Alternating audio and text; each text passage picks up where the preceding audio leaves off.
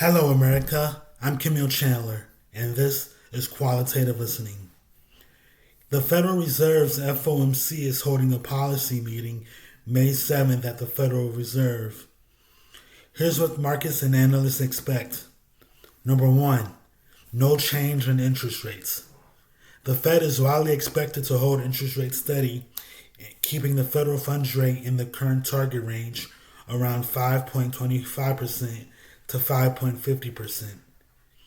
Inflation remains above the 2% target, so policymakers are not yet ready to cut rates. Number two, hawkish tone likely.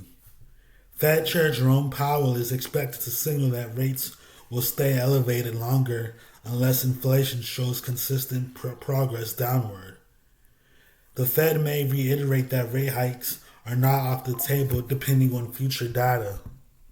Number three, updated economic assessments. We may see revised projections for inflation, PCE and core PCE, GDP growth, and unemployment. These will help guide expectations for rate cuts later in the year. Number four, balance sheet discussion.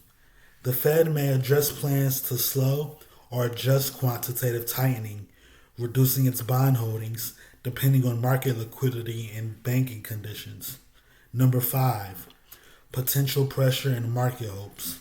Some political figures and investors are pushing for rate cuts due to slowing growth, but the Fed is likely to emphasize independence and data dependence.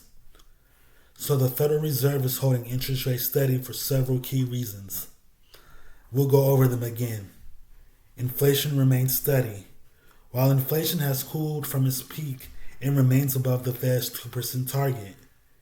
The Fed wants to avoid cutting rates too early, which could reignite price pressures. 2.